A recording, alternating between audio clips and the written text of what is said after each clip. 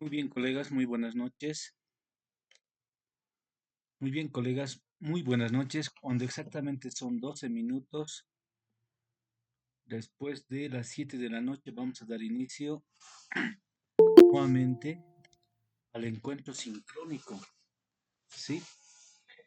Para lo cual voy a rogarles, por favor, que enciendan su cámara un ratito. Vamos a tomar una captura y luego arrancamos con la clase. Como siempre, prendan sus cámaras, por favor. Necesitamos reportar. Muy bien, Salomón Kamisaki, Runtasiñani, Hiranak, Cuyacanac. ¿Dónde están? ¿Dónde están? Vamos encendiendo la cámara, vamos a hacer una captura y luego arrancamos. Aló, aló. 5, 4, 3, 2, 1. Diga presente. Dice presente. Presente.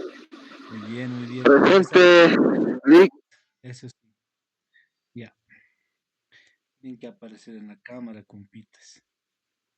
Ya. Ok. A ver, vamos a mandar nuestra capturita al,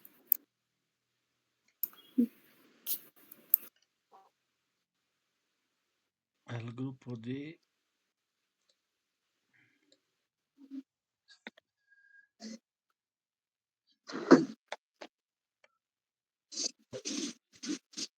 I'm starting. ¿Qué dice?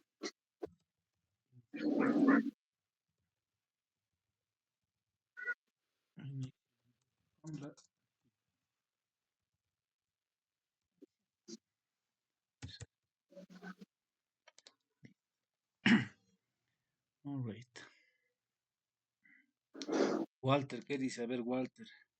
Muy buenas noches. No pude salir de mi trabajo y no tengo buena señal. Espero su comprensión. Positivo.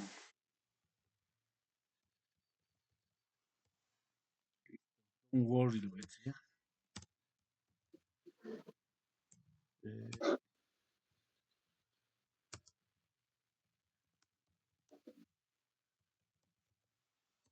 ya listo. Y ya. Ah.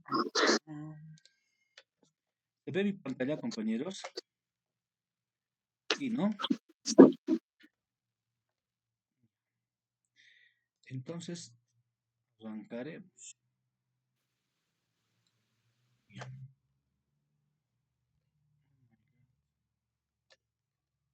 Oh my God.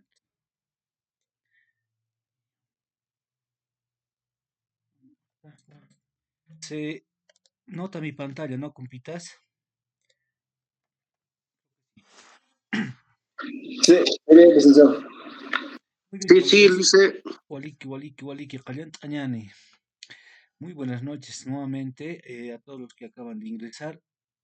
A partir de hoy estamos ingresando al módulo 2, ¿sí? Vamos a iniciar a partir de hoy del módulo 2. Entonces, hay buenas noticias, compañeros, ¿sí? La aprobación, por si acaso, del módulo 1 es satisfactorio para todos, ¿ya? Voy a mostrarles un poquito de la nota preliminar. Mañana voy a entregar informe y pues uno, voy a mostrar las notas ya para que lo tomen. Ah, no están los dos grupos, ¿no? Vamos a mostrar entonces los dos grupos. Ya.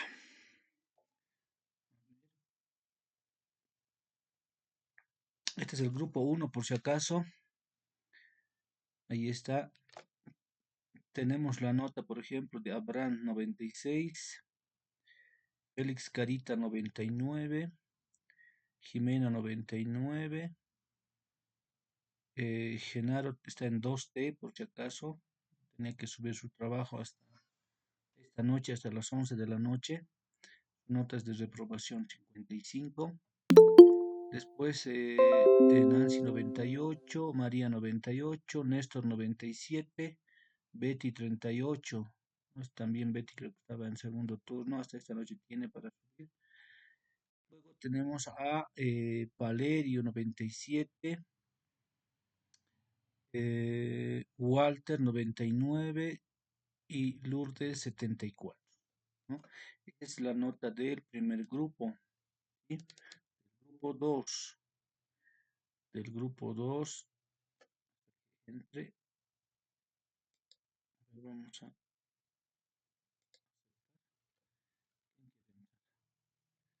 Gabino Flores. Entonces, la nota del grupo número 1. Ahora, la nota del grupo número 2. Salomón tiene 96. Francisco tiene 89. Cintia 100. Gabino 94. Policarpio 91. Froilán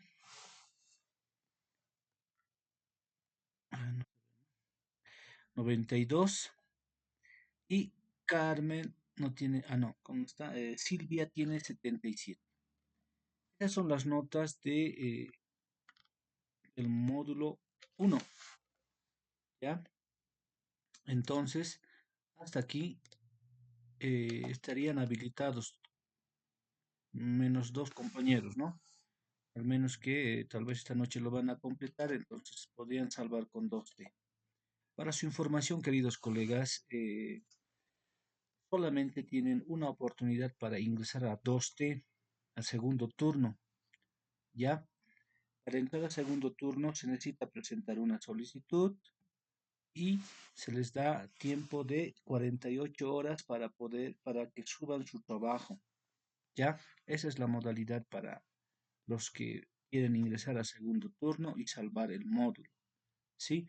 Entonces los compañeros ya, esta noche por ejemplo, Fenesa ya a las 48 horas y pues si presentan, salvan. Y si no, ni modo, perdieron el primer módulo, ¿no? Entonces me parece que ya todos estamos encaminándonos de buena manera. Recordarles también, colegas, de que este fin de semana me tienen que traer el voucher de los 300 bolivianos para el segundo módulo y arrancaríamos a partir de hoy, ¿sí? Así que el número de cuenta es la misma. No, no me van a hacer depósitos, por favor, de 600, 900, así como ha ocurrido el año pasado. Solamente el depósito es de 300 bolivianos a la cuenta del Ministerio de Educación, ¿sí? Entonces, el voucher lo tienen que sacar 4 copias y me lo traen el fin de semana para que nosotros metamos al sistema ya el número de voucher, ¿sí? Entonces, esa es la consigna, estimados colegas, para el día sábado. Y asimismo también voy a rogarles, por favor, de que traigan goma Eva. ¿Han visto ustedes el día sábado, por ejemplo, hemos trabajado con goma Eva, hemos hecho una silueta de un trabajador, ¿no es cierto? Ahora necesito que tengamos una silueta de trenes, ¿sí? Un trencito necesito que, mejor si lo traen ya elaborado, el tren, y los que no tienen, entonces voy a tener que darles molde, digamos, ¿no? Como así les he dado el molde para hacer el cubo el sábado pasado, así tendré que darles moldecito para que ustedes lo vayan a elaborar el tren, ¿no? Entonces, este sábado, por si acaso, están invitados a la clase y vénganse con ropa sueltita. Vamos a hacer algunas actividades porque Netamente de estrategias vamos a seguir hablando, ¿sí? Y lo más importante es que nosotros, como los estudiantes, asimilemos algunos conocimientos, pero con la experiencia vivida, ¿sí? Entonces, eh, día sábado vamos a ver todo ello, ¿sí? Como recomendación, queridos colegas, para el fin de semana, ¿ya? Ahora bien, iniciaremos. ¿Qué más les he pedido? Goma eva, tijeras y listo, nada más. Yo voy a colocar algunas cosas que faltan. El voucher, 4 copias, nada más. Esa es la consigna para este semestre. Ahora bien, hablemos de teoría, ¿sí? Ya hemos terminado lo que es el primer módulo. En el primer módulo hemos aprendido muchas estrategias con referencia a la lectura comprensiva, ¿sí? Esperemos que los estudiantes mejoren lo que es la comprensión, la lectura y con la aplicación de algunas estrategias que ustedes están poniendo en práctica. Por si acaso, no se olviden que el programa Profe hace clases modelo y esas clases modelo tienen que ser replicadas en las unidades educativas. Si yo utilizo un dado, todos tienen que tener su dado, ¿sí? Ya me van a mostrar el fin de semana, a ver, muéstreme en su celular, voy a decir, ¿no? Muéstreme a ver cómo está aplicando, así me van a mostrar. Aquí está las imágenes que he tomado de mi actividad, de los cochecitos, qué sé yo. Las actividades que hemos hecho tienen que replicarlo, compañeros. Ustedes tienen que ser los profes modelo en su unidad educativa. Los estudiantes les tienen que amar, adorar, querer, la gente misma, ¿no? Los papás tienen que saber que ustedes están aplicando nuevas estrategias, están manejando materiales, en todo, en ese sentido más o menos se quiere lograr, ¿ya? Ahora bien, hablemos de grandes estudiosos del aprendizaje. Quierase o no, queridos colegas, nosotros estamos en el marco de ser docente, maestro, profesor, ¿no? Y somos personas quienes trabajan con un capital humano, ¿sí? También lo decimos estudiantes, discentes, lo decimos, ¿no? Hay un proceso, ¿no? Hay un proceso en generar el aprendizaje, ¿sí? Por si acaso no es lo mismo educar, enseñar, aprender, asimilar, ¿no? Ya hemos dicho anteriormente que nosotros los profesores de lenguaje no tenemos sinónimos, ¿sí?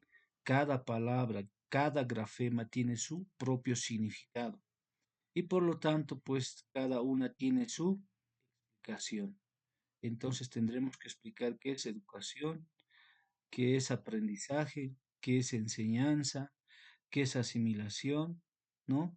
Entonces, por ese sentido, por ese lado más o menos vamos a ver a una de las teorías, ustedes lo conocen muy bien, al abuelo de John Piaget. Hemos hablado de eso desde los inicios, desde la alborada de la educación, desde que se ha iniciado lo que es el estudio de la pedagogía y la educación, las ciencias de la educación en sí, ¿no? Este abuelo Piaget, hasta esta era, una era tecnológica, sigue siendo uno de los pioneros en el ámbito educativo, ¿sí? Entonces, vamos a hablar un poquito de la parte cognitiva, de la asimilación, ¿sí? John Piaget, por si acaso, también habla de los procesos, de las etapas del desarrollo humano, ¿no? Prácticamente este señor se ha dedicado a hacer una investigación, un estudio al ser humano, qué es lo que pasa con el ser humano desde el momento que nace. Por eso en las etapas de la vida, por ejemplo, él menciona, ¿no? Hay etapas de la vida, hay 8 etapas, dice, ¿no? Por ejemplo, el niño que tiene problemas tal vez de timidez, ¿qué ha pasado con el estudiante? Vamos a hacer una retrospectiva eh, y va haciendo un estudio, ¿no? De 0 a 6 meses, de 6 meses a un año, de 2 años a 4, así, ¿no? Va haciendo un estudio profundo y eso lo van a comprobar ustedes. Vamos a ver, vamos a hacer una pequeña dinámica en el aula en donde vamos a determinar qué tipo de personajes son ustedes y por qué, digamos, hay algún trauma tal vez en alguno de nosotros, ¿no? O tal vez hay algún trauma en los estudiantes. Ustedes ya van a ver con esa práctica que vamos a realizar. Si ustedes quieren, pueden revisar también las etapas de desarrollo humano en el marco del estudio de Piaget. Entonces, ese proceso vamos a ver ahora, ¿no? Cuando hablamos eh, de teoría, tenemos que citar autores, sí o sí. Pues los conocimientos se incorporan a nuestra mente a través de tres procesos que son, dice, asimilación, acomodación y equilibrio de adaptación, ¿no? John Piaget menciona de que el aprendizaje no llega así por así. John Piaget dice, primeramente, el ser humano asimila, ¿no? Encuentra ese proceso de asimilación, pero de la experiencia a la mente. Si ustedes se dan de cuenta, ¿no? Cuando eh, el ser humano nace, ¿no? Va empezando a ver y empieza a conocer a su madre, empieza a agarrar el biberón o la mamadera, como lo llamen, ¿no? En ese momento está experimentando, ¿no? Está asimilando de que la mamadera o mamila, que también algunos lo llaman, entonces que sacía su necesidad, hambre, ¿no?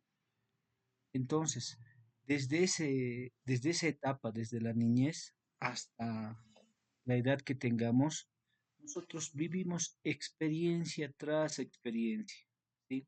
Aprendemos a diario, ¿sí?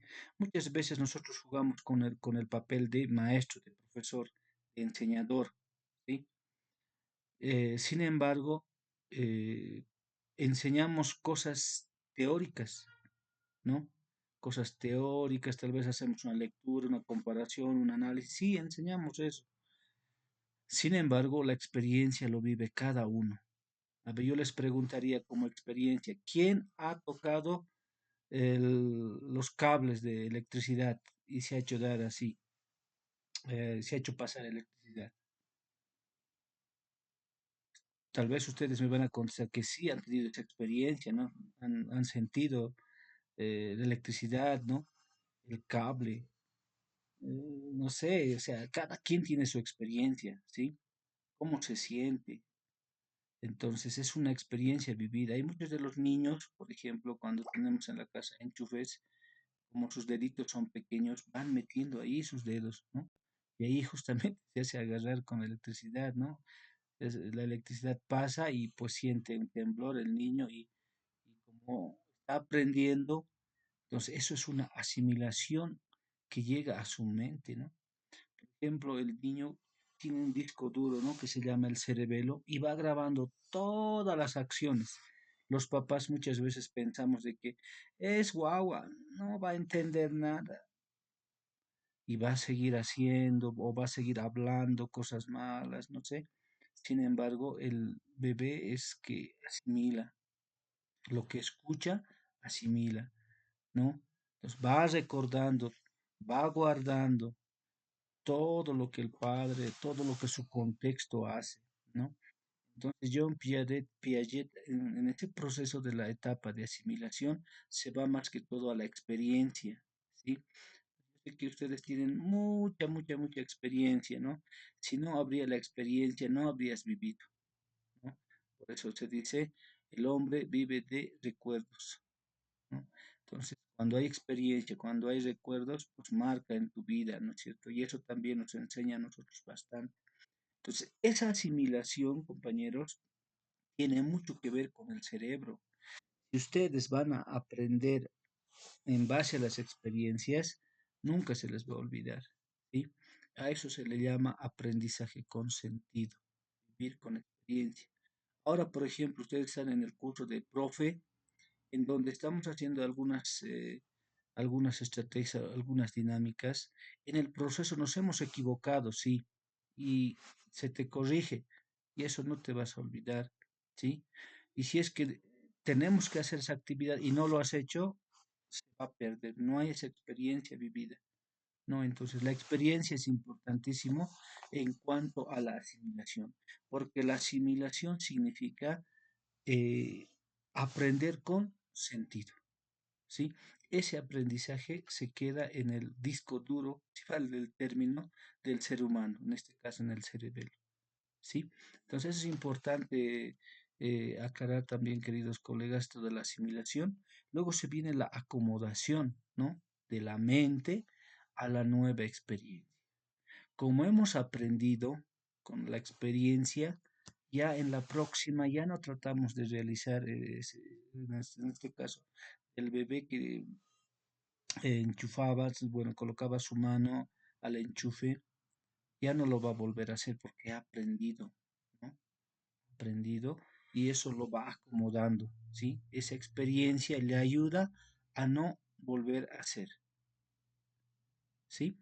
Entonces, nosotros en ese sentido, los seres humanos hemos aprendido varias cosas, no solamente una. Incluso yo creo que ustedes deben recordar su primera clase, por ejemplo, cuando estaban estudiando. ¿Cuál ha sido su práctica educativa? ¿Cómo han entrado por primera vez?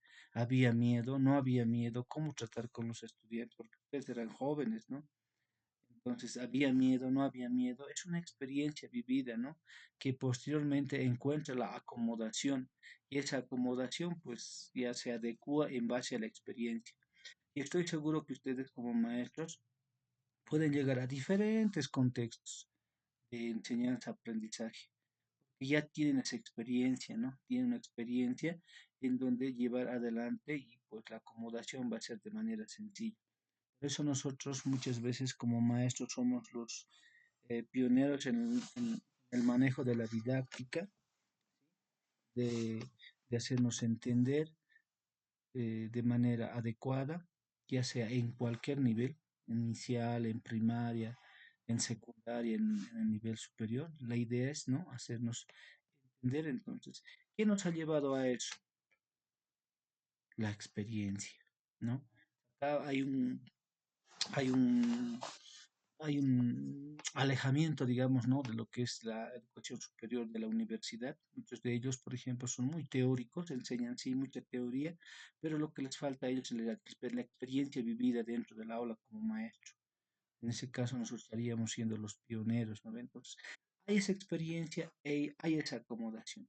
En base a estos dos procesos encontramos lo que es los estados de equilibrio de adaptación progresivamente más estables, ¿no?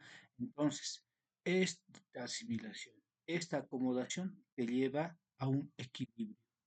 Cuando hablamos de estados de equilibrio, de adaptación, prácticamente el ser humano puede guiar a los que vienen por detrás de él. En los estados de equilibrio, de adaptación, puede el ser humano mejorar, ¿no? Y por eso ya se crea incluso alguna ciencia, ¿no? Me ha pasado la electricidad. En la segunda no me tiene que pasar. ¿Y aquí qué hago? Ya, entonces encontraré un cobertor, digamos, ¿no? Entonces se va adaptando. Lo que asimilas, no lo vuelves a hacer y vas generando incluso ciencia, ¿no? Ya vas, como se dice, ya te vas cuidando de esa experiencia vivida para que no le pase a los demás, ¿no? Entonces, en ese sentido, más o menos, es John Piaget encuentra, ¿no? Estos conocimientos importantes de la asimilación, acomodación y estado de equilibrio. ¿Para qué? Para que en el ámbito de la enseñanza y aprendizaje tomemos en cuenta también a David Ausubel, ¿no? Este también es uno de los pedagogos muy conocidos. Ustedes también, estoy seguro que han hablado en las normales, ahora se les llama Escuelas Superiores de Formación de Maestros, han hablado sobre Ausubel, ¿no?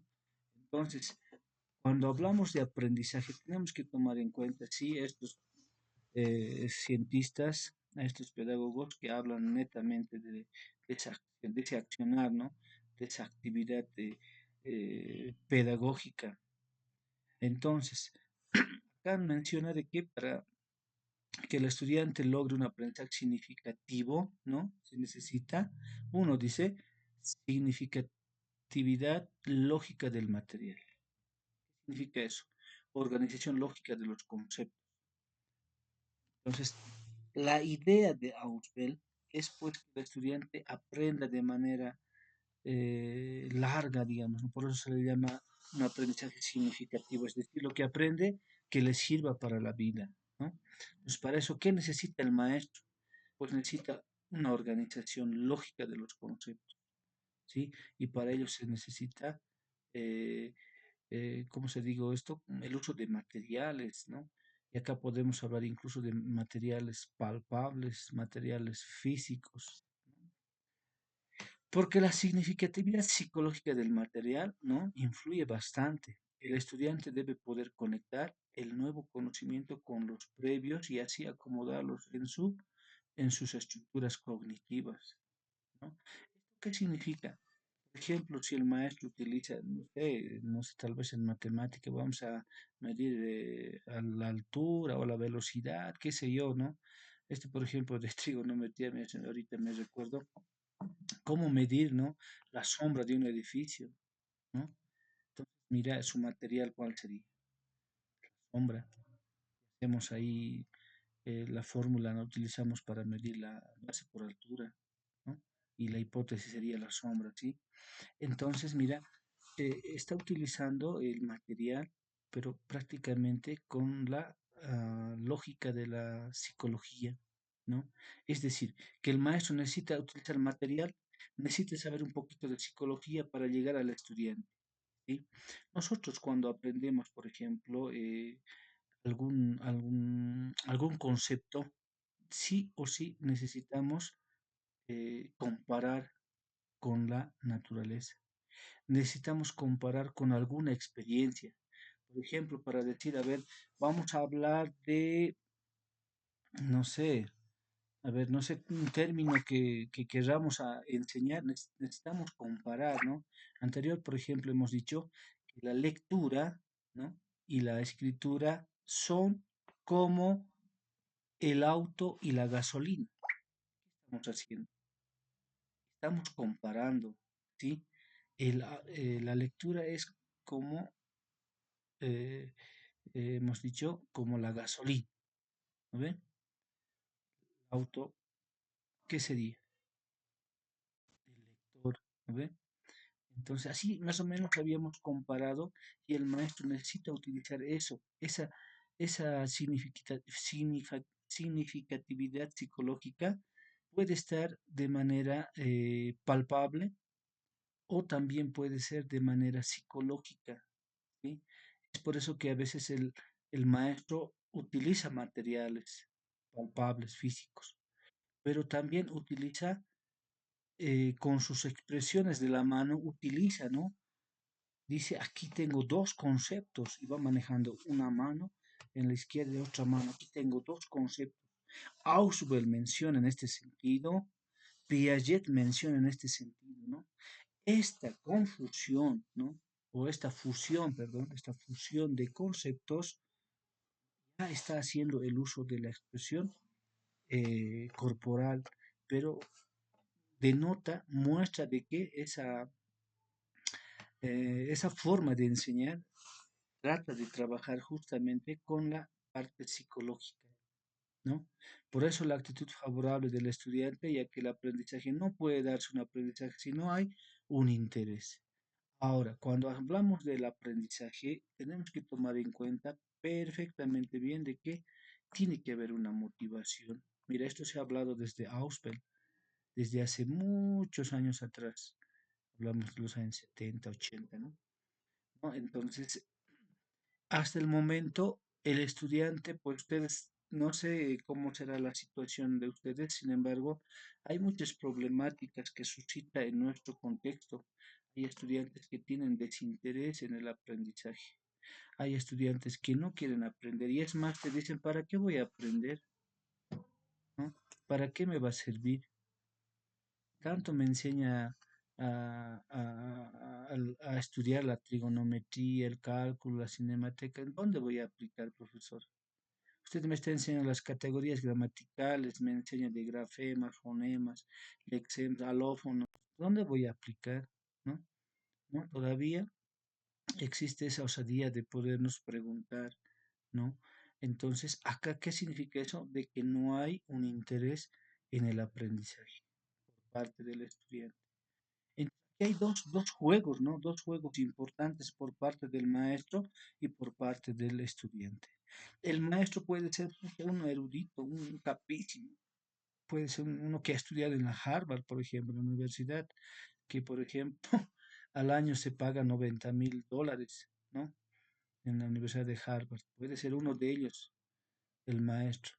Pero si el estudiante no tiene ese interés, no tiene esa motivación intrínseca para poder asimilar, para poder aprender, pues no va a lograr, ¿no es cierto? Entonces, tiene que haber una parte y la otra parte también. Entonces es importante acá cuando estamos desarrollando el aprendizaje jugar con con esos dos polos importantes, uno que es el maestro y el otro que es el estudiante. El maestro no puede ir así por así al aula sin material, sin tener esa creatividad para poder utilizar su el lenguaje corporal y tampoco encontrar un estudiante que no tenga esa motivación de aprender. ¿Sí? Eso es lo fundamental, lo importante para darle sentido a a este proceso de enseñanza-aprendizaje. ¿No? Entonces, ahora, aparte de que vemos cómo se produce esto del aprendizaje, tenemos que hablar también ya acercándonos a, a la forma de cómo se van organizando en nuestro cerebro los conceptos. ¿No? Por ejemplo, mira, estamos hablando de Joseph Novak, ¿no? Es uno de los pioneros, es uno de los padres en sí de proponer una de las teorías que hasta la actualidad lo estamos practicando y es de mucha relevancia en el ámbito académico, ¿no? Joseph Novak es el padre de proponer una de las teorías que se llama mapas conceptuales. Entonces, este señor, mira, lo ha creado esto de las mapas conceptuales en los años 70, ¿sí? En los años 70, porque vio la necesidad de presentar de manera gráfica los conceptos. O sea, tú lees algo, entonces, ¿cómo vas graficando en tu mente? Porque crees que tu mente va a asimilar de manera literal. No, no. En las neuronas, por ejemplo. Ha hecho un estudio profundo porque lo ha colocado lo que es mapas conceptuales que tiene que ser en forma de ovoide, porque según él, ¿no? Esto de la asimilación necesita ser como las neuronas, dice, ¿no? Y para él las neuronas eran de manera ovoide. Propone que las mapas conceptuales tienen que ser en ese símbolo, más o menos, ¿no? Entonces, hay una necesidad, sí, gráfica. Y para que haya un refuerzo, ¿no? El aprendizaje que aportan las mapas conceptuales, perdón, los mapas conceptuales, es el de desarrollar la mente, la agilidad, la destreza y la organización de conceptos referentes a algún tema en particular.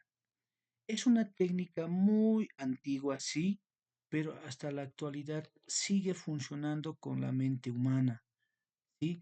Si tú haces leer un, un texto a los estudiantes, puede ser ese texto de un párrafo, de dos párrafos, de tres, de cuatro párrafos, no importa, necesita, necesitas tú que lean, no sé, en 7 minutos, 10 minutos, pónganle, y luego decir, hagan un mapa conceptual de lo leído. Van a ver que la asimilación, en la primera van a fallar, pero en la segunda ellos van a volverse capísimos en organizar ideas primarias, secundarias, van a organizar esas ideas de forma gráfica. Algunos lo harán en este sentido de manera vertical, otros lo van a hacer de manera horizontal. He visto, algunos también lo hacen de manera, ¿cómo se llama esto? Colocan al centro la idea central y luego van disparando las ideas secundarias a los costados, ¿no? Entonces, esa organización, digamos, de los mapas conceptuales va a depender mucho de los estudiantes. Eso pues debería de ser un juego de todas, ¿no? Por ejemplo, cuando nos dicen a nosotros, tenemos que practicar 10 minutos de lectura. Leemos y no hacemos nada. He visto yo por experiencia propia en las unidades educativas, hay que leer libros y estamos ahí formando en el acto cívico, en el atrio ahí adelante, está controlando el profesor, está leyendo, sí, todos leyendo, y listo, ya es 10 minutos, muy bien, ahora a sus aulas, ya hemos leído, sacan fotitos y ya, así se ha trabajado la lectura, ¿no? No, la lectura tiene que ser profunda, ustedes ya han visto cómo se hace el proceso de lectura, cómo se trabajan los niveles, ¿no? Nivel literal, crítico, inferencial, etcétera. Entonces, es algo profundo. Y 10 minutos prácticamente no basta, pues, ¿no? No basta.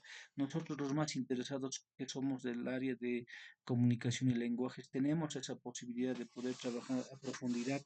Sin embargo, esta estrategia te puede ayudar bastante en que en volverles a ellos más rápidos en la organización de ideas, ¿no? Entonces es importantísimo porque este mapa conceptual es una estrategia de aprendizaje que produce aprendizaje significativo, ¿sí? Al relacionar los conceptos, ¿sí? Entonces, hay tipos, ¿no? Tipo araña, organigrama, jerárquico, sistémico. Esto ya va a depender de cada estudiante cómo lo realiza, ¿sí? Porque este mapa conceptual, lo primero que tiene que desarrollar es ideas principales e ideas secundarias. En ella pueden estar los elementos, conceptos, palabras, enlaces, las preposiciones, el óvalo, ¿no? Estas son las recomendaciones de quién? De Joseph Noval. Elementos, conceptos, palabras, las proposiciones, el óvalo, ¿sí? Después de eso, tenemos que hablar de la atención, ¿no? Hay muchos de los lectores y de los estudiantes, de los maestros, incluso, no sé, ya sean catedráticos, universitarios, no sé. Toda persona que lee, a veces lee sin atención, tampoco con la concentración necesaria. Dicen, leo, leo y no entiendo. Leo, leo y no comprendo. Leo, leo, pero no se me queda nada. Entonces, ¿qué significa eso? Pues significa, como primer paso, significa de que no hay una atención a lo que está haciendo. Porque en la actualidad, queridos colegas, muchos de los estudiantes no atienden solo a una cosa, sí o no. Ustedes mismos, colegas, ustedes mismos están en una reunión, pero ¿qué hacen? Están con su celular, ¿sí o no? Están con su celular, no me van a mentir aquí. ¿Sí o no, colegas? Néstor, qué caña, ¿te he visto con celular, sí o no?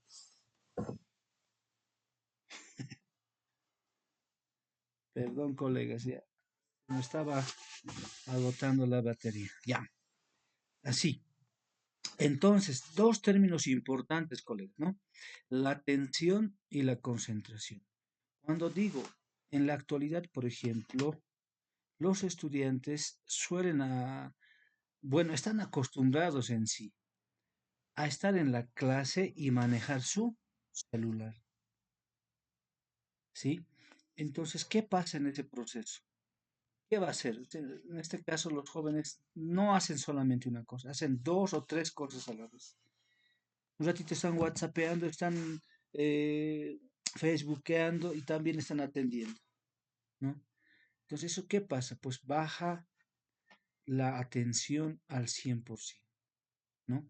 Entonces, esto es alarmante para el maestro, ¿sí?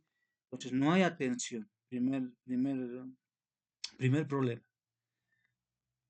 Otro, no hay concentración. Por eso esa frase, ¿no? Leo, leo y no entiendo. Leo, leo y no comprendo. ¿No ve? Entonces es importante desarrollar esto en nosotros en nuestros hijos y también en los estudiantes. Tienen que acostumbrarse a hacer una cosa a la vez. Si quieren leer, pues que lean con atención. Quieren aprender, que escuchen con atención. ¿Quién sabe ahorita estoy hablando? Alguno de ustedes debe estar cocinando, digamos. Uno que otro lavando ropita, otro que otro, no sé, haciendo otra actividad, ¿no? Entonces pasa eso. Eso es lo que hay que tratar de borrar, ¿no? Concentración lo propio en la lectura. Tiene que haber. Entonces, la sobreestimulación hace que en ocasiones atendamos a lo que no deberíamos. Como cualquier ruido, o nos ponemos a pensar en otras cosas en vez de prestar la atención necesaria a lo que tenemos enfrente. Acá se sigue jugando lo que pasa con el estudiante y lo que pasa con el maestro. ¿Qué tal el maestro no se deja entender o bien no lleva, ¿cómo les digo esto? No lleva material para llamar la atención y pues no hay esa atención del estudiante, no hay esa concentración en la lectura, qué sé yo. Sí, entonces es importante tomar en cuenta esta parte de la atención y la concentración en nosotros, en nuestros hijos y en los estudiantes. Técnicas que nos puede ayudar a concentrarnos durante el estudio, ¿sí? Detención del pensamiento. A ver, un cachito, cabecita, pensamiento que vives tanto, eh, debes facturas, debes impuestos, tal vez tienes problemas, necesitas relajarte un ratito, ¿no? Stop. Muchas veces se descubre un despiste de la tarea que hay enfrente, así que se debe escoger una expresión como alto, basta, ya, que haga cortar esa forma de divagar hacia atrás, cosas y vuelva a centrar atención en esa tarea. Es un momento de llamar la atención a nuestro cerebro. Nosotros podemos llamar, no sé si se han dado cuenta, hay a veces que nos hablan y nosotros estamos en otro ámbito, ¿no? En otro momento. Tal vez escuchamos una música y nos recuerda una cosa, otra cosa, ya estamos atentos, pero está, nuestra cabeza, pareciera que estamos atentos, pero nuestra cabecita está pensando en otra cosa, ¿no? Entonces pasa eso. Y es un momento en que también te das de cuenta, oye, pero me está hablando y ¿qué me ha dicho? Estaba pensando en esto, no he escuchado bien, ¿no ve? Pasa. Ese es el momento en donde tú tienes que decir, a ver, cachito, basta, basta, Mario, ¿no? Yo mismo, ¿no? Entonces te pone a reaccionar nuevamente y estar atento a la concentración, ¿sí?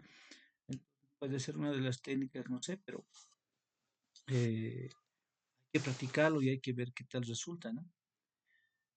Técnicas que nos puede ayudar a concentrar. Otra es la autoinstrucción positiva.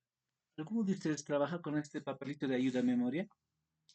¿No? Consiste en controlar el pensamiento de tal forma que se diga mentalmente lo que se va a hacer o dejar de hacer para ejecutar determinada tarea.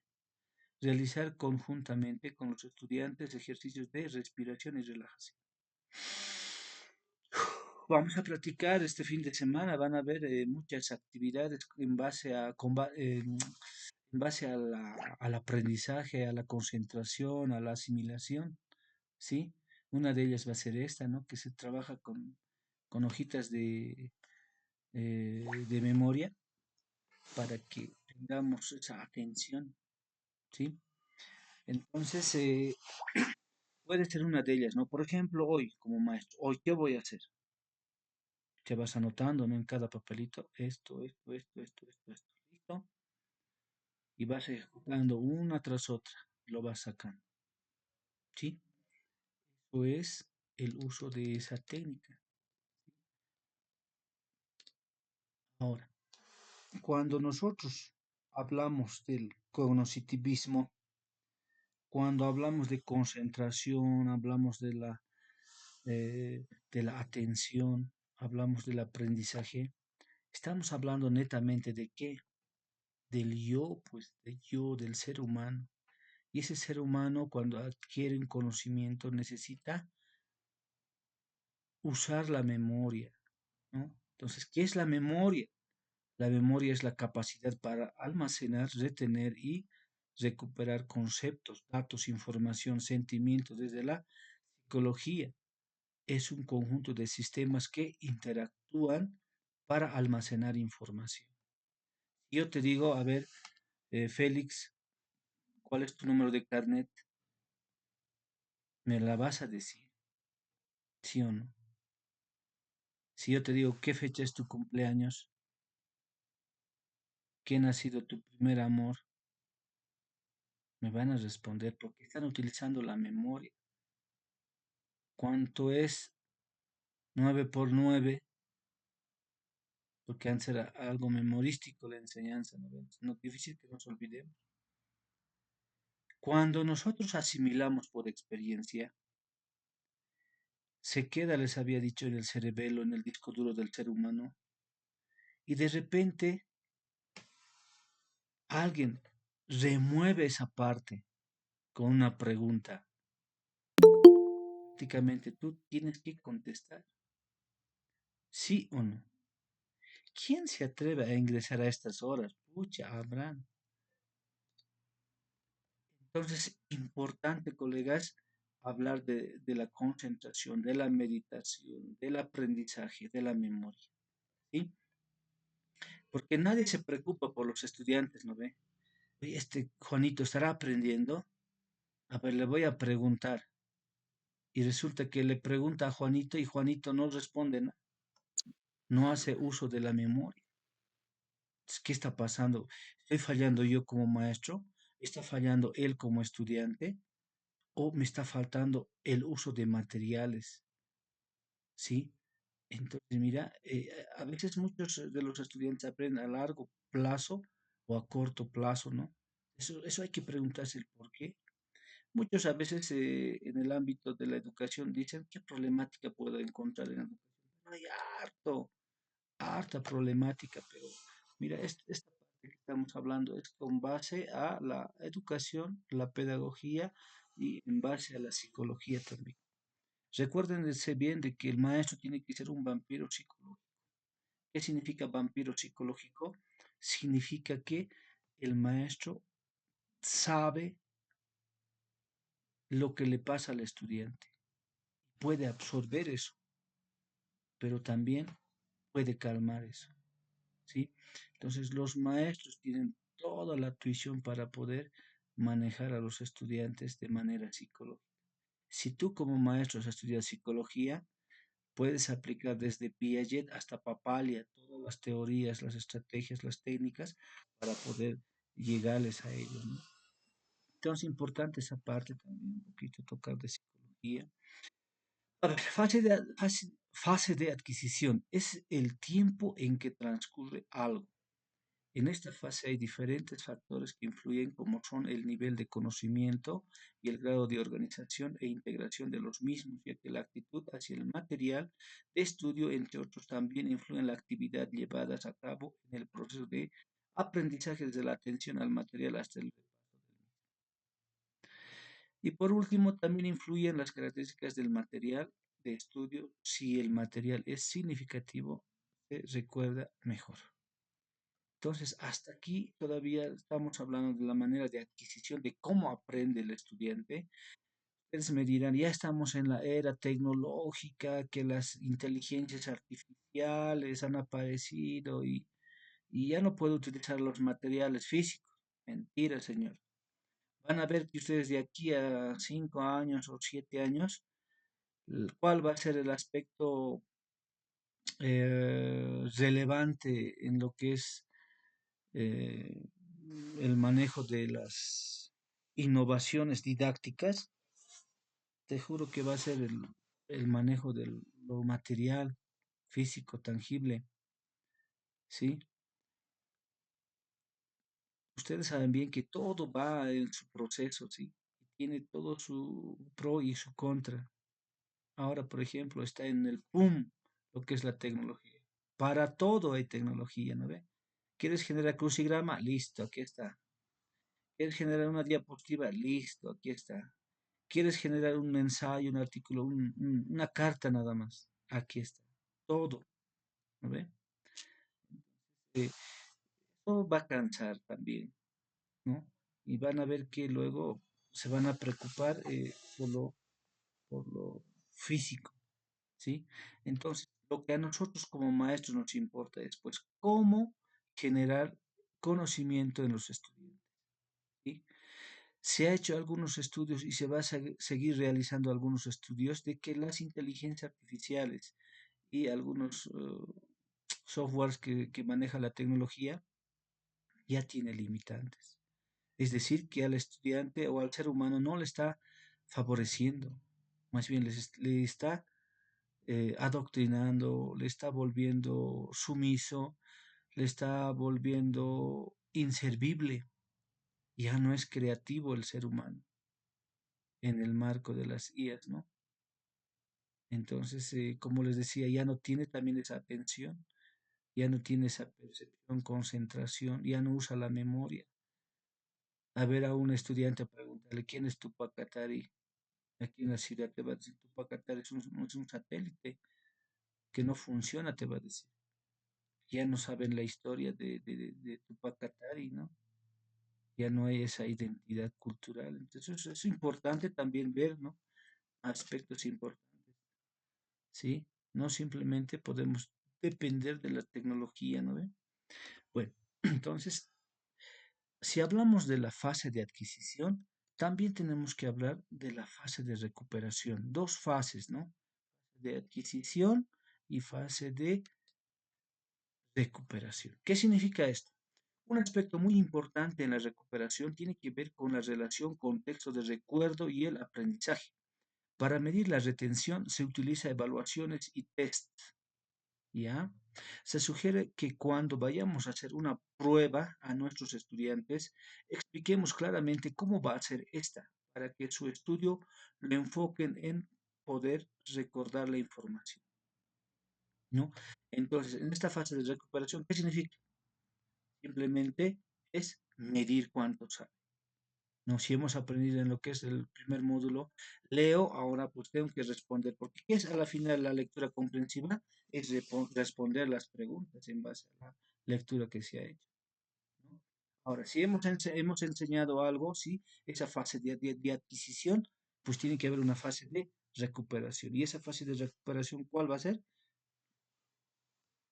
El uso de un test, ¿no? A ver, veamos qué recuerdas, veamos esa fase de recuperación, ¿no? Entonces, eso es importante, ¿no? Si no hacemos el uso de estas dos fases, cómo adquiere, cómo recupera, va a quedar en vano.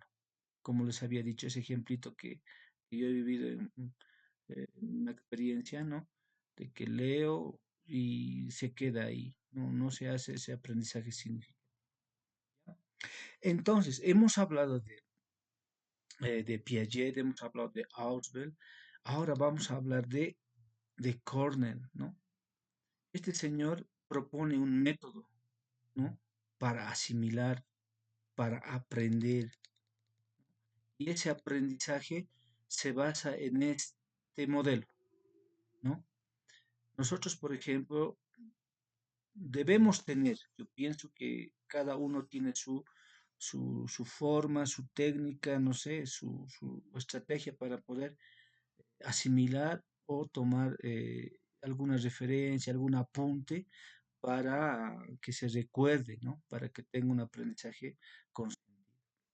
Este señor, método Cornell, muy conocido por si acaso en Europa, propone este método Cornell, que es una técnica de estudio, ¿no? Donde dice que así se debe tomar los apuntes, ¿no? Colocar la fecha, el título o tema, incluso te da 3 a 4 centímetros de altura, ¿no? La altura, por si acaso.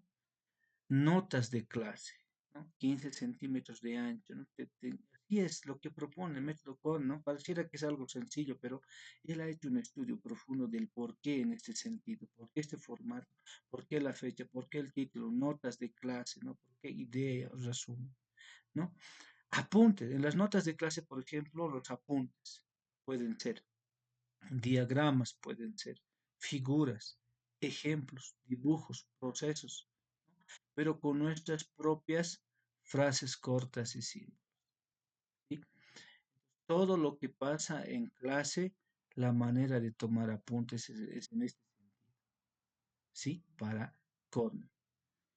Ahora, las ideas, palabras clave, preguntas, ideas, principales, puntos importantes. A ver, vamos a hacer una prueba de esto en la clase, a ver si ustedes lo toman en cuenta esto o no, ¿verdad? Van a ver cómo están aplicando. A ver, ustedes deben tener también su propia técnica, ¿no? Entonces, esta técnica te ayuda bastante justamente a asimilar lo que estás aprendiendo, ¿no?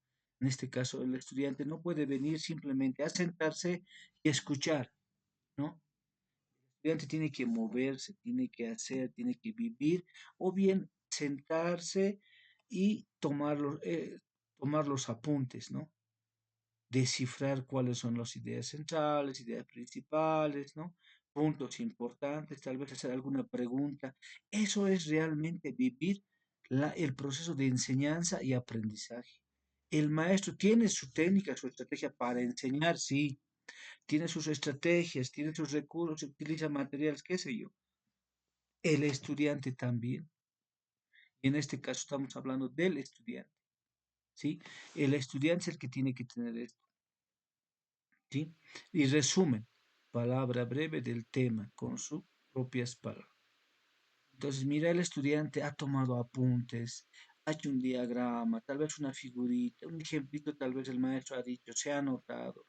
Con dibujos algunos se entienden mejor, incluso ha dibujado ahí dos, tres cositas, ¿no? Para poderse entender procesos.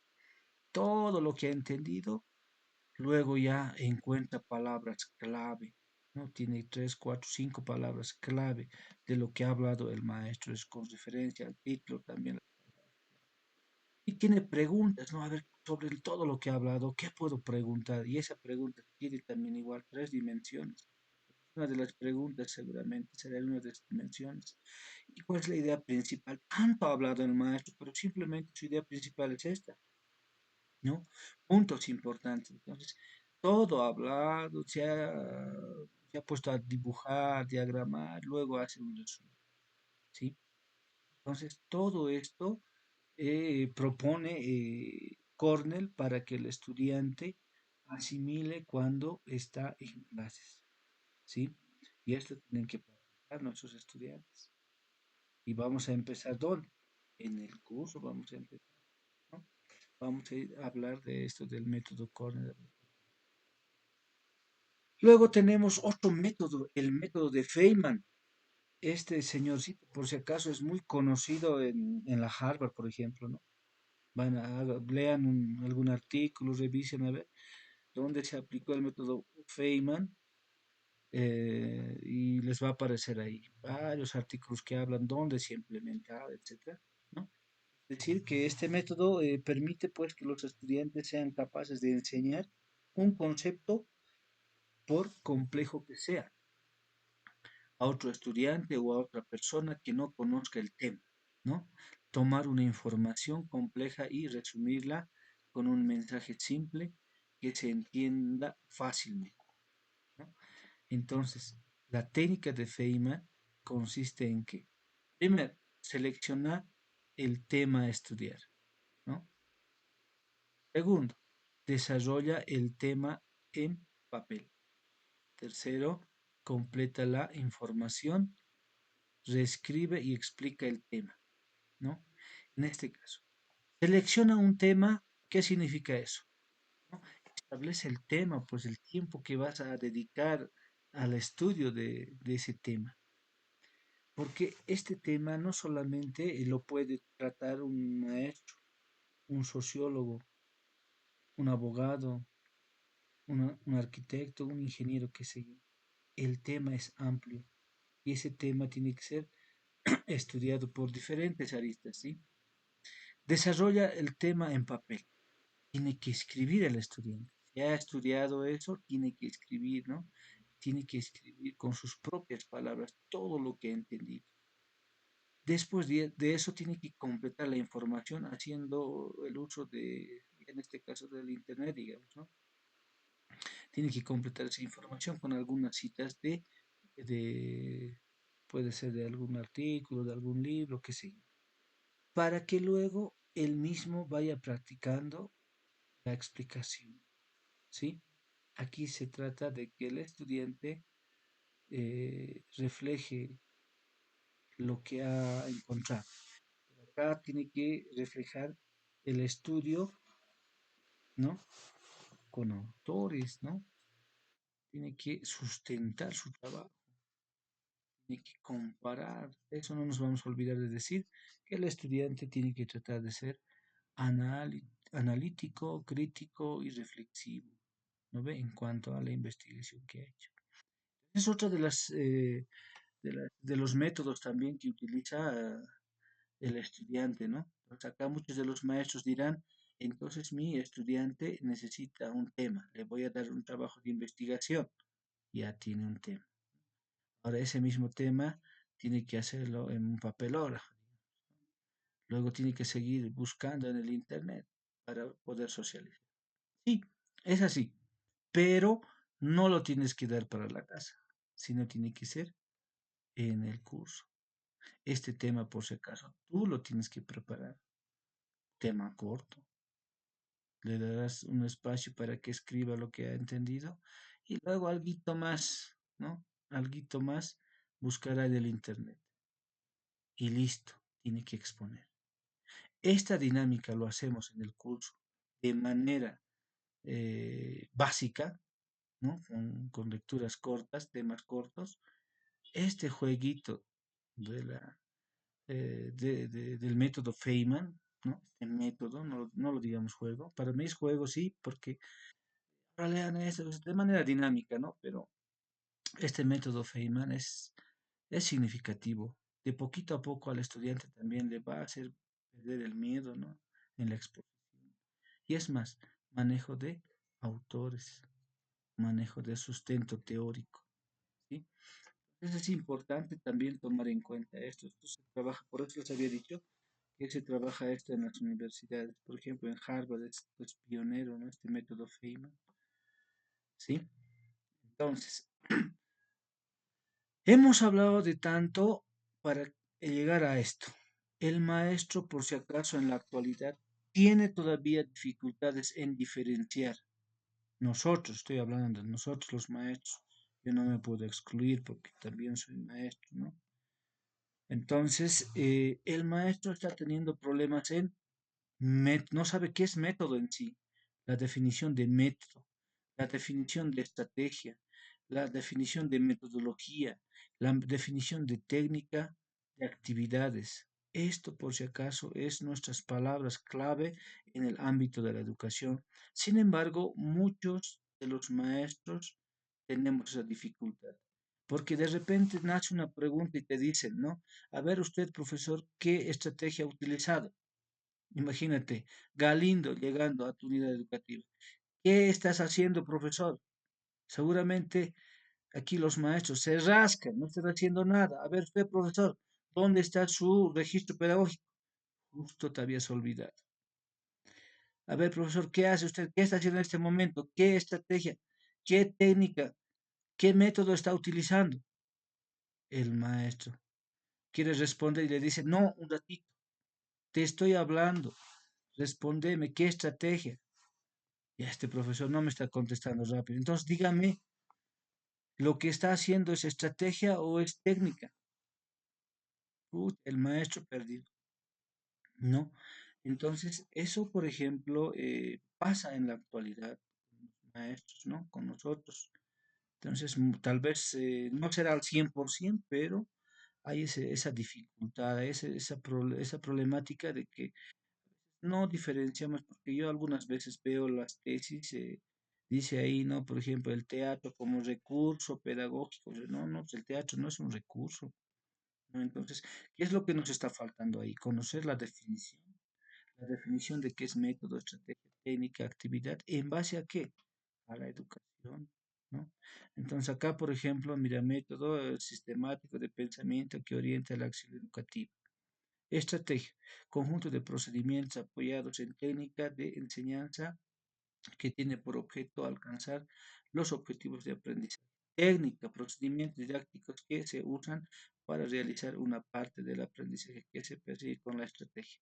Actividades, acciones específicas que facilitan la ejecución de la técnica son flexibles y permiten ajustar la técnica a las características del grupo. Esto es una definición conceptual, pero tú ya tienes que comprobar con la experiencia vivida y dar tu propio concepto, ¿sí? Entonces ahí tú vas a ver, cuando yo estoy utilizando el dado, o cuando yo estoy utilizando la pista de carreras de los cochecitos, o cuando estoy utilizando los billetes que hemos hecho este fin de semana, he dado los billetes ya a las citas, ¿no? O bien lo que hemos hecho también en el uso del teatro, hemos manejado personificación este fin de semana. ¿Qué es eso? ¿Es estrategia? ¿Es técnica? ¿Es una actividad? ¿Es un método, una metodología? ¿Qué es? ¿No? Entonces el maestro es donde tiene que diferenciar prácticamente esa parte, ¿no? Entonces eso, ¿dónde lo vamos a aprender? Pues viendo la definición y viendo la práctica. Porque es sencillo leer, ¿no? Método es un sistema de pensamiento que orienta acción educativa, pero ¿qué? ¿No? Entonces, ¿cómo yo voy a hacer esa práctica? El conjunto de procedimientos apoyados. ¿Qué? O sea, ¿cuál es la diferencia técnica y estratégica? Porque hay también una diferencia. Eso es lo que hay que aprender, compañeros. Esto como definición, como concepto, va. Pero lo que nos toca a nosotros adentrarnos es, pues, en el uso, ¿no? Yo estoy utilizando eh, el dado, tengo que saber si es estrategia existe. Ahora estoy utilizando un software, por ejemplo, esto de Kahoot, por ejemplo, Kahoot, estoy utilizando tal vez Storyboard y tal vez estoy utilizando, no sé, el mismo Duolingo, qué sé yo, ¿qué es? ¿No? ¿Será estrategia técnica? ¿Método? ¿Qué será? ¿O será un recurso? ¿Qué será? Hay que tratar de profundizar como maestros, ¿no? Entonces, todas estas técnicas, queridos compañeros, estrategias hemos llevado ya en el primer módulo. Ahora nos vamos a ir en este módulo con técnicas, ¿no? Entonces, estas técnicas pues tienen que tener justamente la confiabilidad y la validez, ¿no? Y para ello vamos a tomar en cuenta en esto de la lectura y en el proceso de enseñanza-aprendizaje la técnica de estudio, ¿sí? No sé si ustedes han llevado la técnica de estudio en las normales, en las SFEMs, en los institutos superiores, porque en la universidad también se lleva, ¿no? Esto de las técnicas de estudio. Estas técnicas de estudio tienen que tener su connotación de acuerdo al grado, ¿no? De acuerdo al nivel. Entonces, eso es lo que vamos a ver ahora. Lo que necesitamos saber esto de la confiabilidad y validez, que tiene que funcionar esa técnica de estudios en cualquier contexto, ¿sí? Porque permiten concretar los elementos de comprensión, análisis, interpretación de la teoría que se estudia, facilitando el aprendizaje de forma concreta, creativa e innovadora de acuerdo al tipo técnica, ¿sí? Prácticas, ¿no? Las técnicas de estudio son prácticas, facilitan la ubicación de elementos teóricos que se desean trabajar. Existen varios tipos de técnicas de estudio que proporcionan al estudiante identificar elementos claves o importantes del tema que se ha estudiado. Listo, colegas, muchísimas gracias por su atención. Vamos a decir hasta pronto porque nos vamos a encontrar el fin de semana. Voy a llamar lista en este momento. Me tienen que decir su nombre y me tienen que decir una técnica de estudio que conozcan, que apliquen o que ya hayan vivido con esa técnica, ¿no? Sea familiar tal vez. Listo, colegas. A ver, su nombre completo y me dice la técnica. Salomón Jacob Rosa, Listo. La técnica. mapas mentales, Muy bien. mapas mentales. Muy bien. Voucher, no se olviden, jefes del depósito. Ahora sí, Salomón, nos vemos el fin de semana, Jiquichincama. Siguiente, Licenciado, buenas noches. María Eugenia Jarro Villalobos. ya. Técnica de estudio, A mapas conceptuales, resúmenes, Mapas mentales. Solamente uno, ¿ya? Mapas conceptuales. ¿No? Gracias. Gracias. Siguiente. Licenciado, buenas noches. Froilán, mapas mentales. Ya está, mapas mentales, mi jefe. Otra técnica. Ya, esquema. Muy bien. Esquema. Exacto. Esquema Froilán, muy bien. Siguiente. Licenciado, buenas noches. Buenas noches. Jimena Chambi. Cuadro comparativo. Muy bien. Cuadro comparativo. Listo. Buenas noches. Buenas noches, hasta el sábado. Siguiente. Licenciado Félix Carita. Adelante, Félix. Tu técnica. Redes mentales. Ah, redes mentales. Muy bien. Buenas noches, hermanito. Un gusto. Buenas noches, Siguiente. Lice, buenas noches. Policarpio. Policarpio. Técnica. Sí. De flechas. ¿Cómo? Red de flechas. Una ya. técnica de estudio. Ya, muy bien, excelente. Carpio. Siguiente. Lice, buenas noches. Néstor Quicaña. Dale, Néstor. Técnica. Casi todo lo han dicho, Lice, pero a ver, mapa mental. Ya está.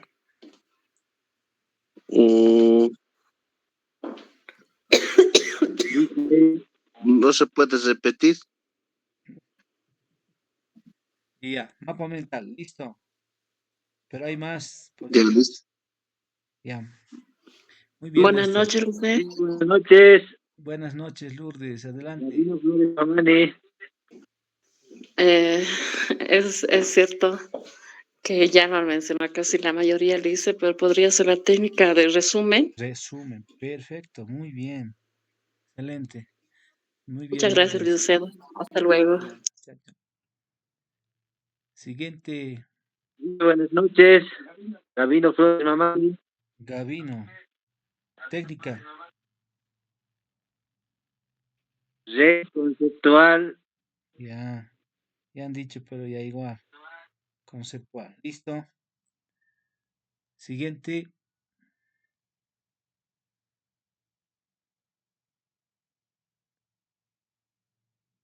Ya. 1, 2, 3, 4, 5, 6, 7, 8, 9, 10. Luis, buenas noches. Abraham, ¿qué tal, mano? Sí, Luis, ¿qué tal? Sí, las esquemas de llave. Exacto. Esquemas de llave, claro que sí. Mi hermano, muy bien. Muy bien. Siguiente. Ya, listo. Necesito sería That's all for today. Pucha, me están llamando.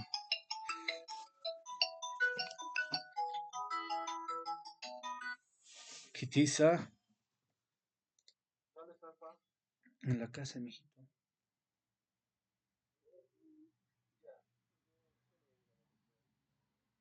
Ya. Te vienes, hijito. Te vienes nomás, ¿ya? Ay, pues. Listo, queridos colegas, muy buenas noches. Nos vemos el fin de semana. Por favor, no se olviden de los materiales, ¿ya? Paqarincama, Yachachi. Carpio, no me ataques cámara. Kunakam. Kunakam.